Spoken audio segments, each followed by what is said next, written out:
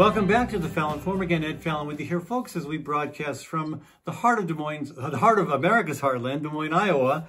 Hey, thanks to our local business partners, including our anchor sponsor, Gateway Marketing Cafe. Gateway Market's rewards program is now free for all Gateway shoppers.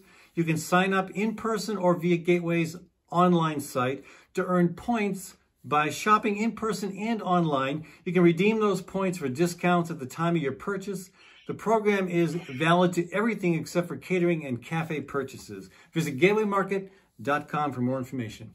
We would like to welcome Kathy Burns to the program and Phil James. Phil James and I go way back. The three of us are passionate about urban farming. We might have a couple different things in mind when it comes to best practices. Today, we're going to discuss no-till versus tilling.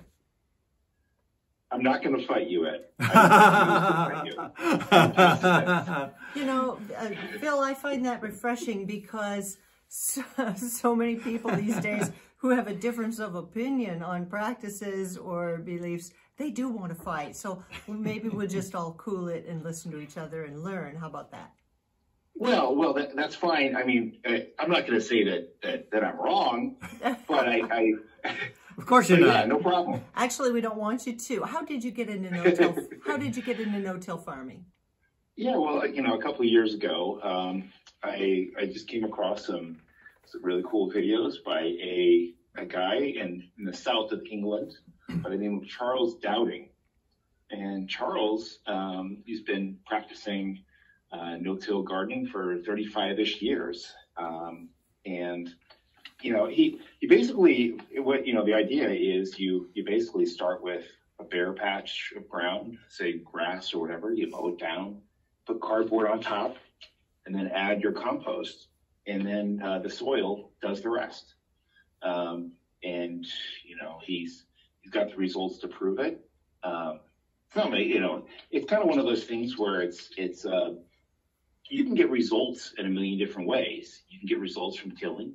You can get results from, from no-till. You can get results from, container gardening.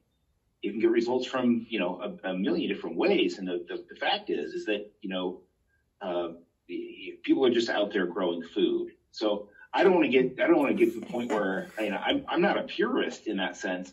I just do it because it's a lot less work. And so we don't use the rototiller. We have about 60 beds. And we do it all with a spade. How does that stack up in your assessment in the realm of possibilities for how one manages one's soil? No-till, spade-till, rototiller. Well, it's all about the flow of carbon through the food web, right? So you basically have your solar panels, your plants, they're collecting sunlight, adding all those exudates into the soil, and basically communicating with the bacteria, the fungi, and all that stuff, and it's basically telling the soil, hey, I need this, I need this, I need this. And all that stuff happens regardless if you till or not. It just happens better if you don't till. Because it's kind of like you're like Godzilla, right? Coming through there with a big, backhoe, not a backhoe, but you're tilling it up with a hoe. Mm-hmm. And basically you're destroying all that fungal hyphae, all that mycorrhiza fungi, all the really great things about soil, the nematodes, the earthworms, the protozoa. Okay. And there's basically an entire cycle of life happening, in every handful of soil. There are over 7 to 10 billion, little tiny, microorganisms just hanging out. And so everything around us, the birds, the insects, the sort of larger predator, it's just, they feed on each other all the way down to the tiniest of tiny microorganisms, which, they've been around for 4 billion years. The rototiller is Godzilla, and yes. And no-till is the peace dove. What is tilling with a spade? Well, what you're doing is you're all those mycorrhiza networks, and what we know from plants, from a tree, for example, the very tip top of a tree, let's say 50 feet in the air, and that leaf is trying to build something that requires, let's say, calcium or boron. It sends a signal, which is just blows my mind if you think about it.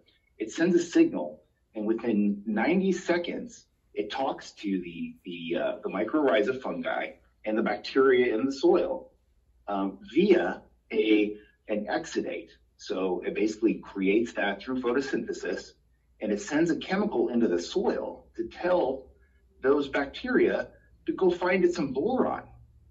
So what you're doing when you're tilling is you're cutting up those pathways so that the bacteria might not have. It's just a little bit more difficult to find that calcium.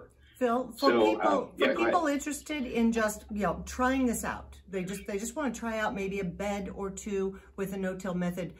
You're saying just leave the ground alone and put compost on top. How much depth of compost or soil do you need to put in that bed so that your roots of that plant are going to be able to get down into the earth?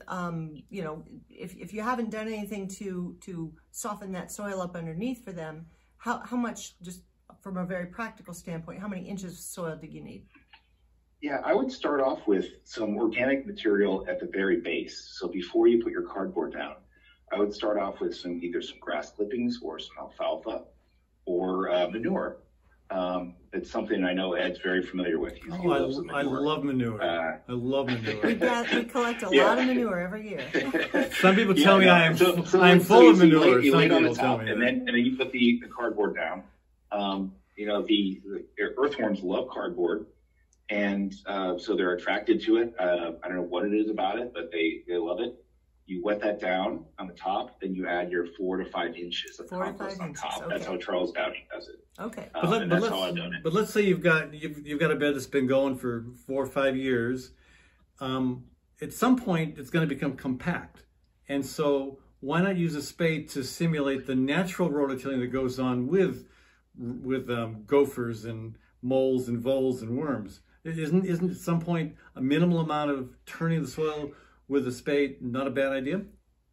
Well, see, that's the beautiful part about it is there won't be the compaction. You're actually going to retain a lot more water, and you're going to increase the maneuverability of water and nutrients through the soil if you don't till.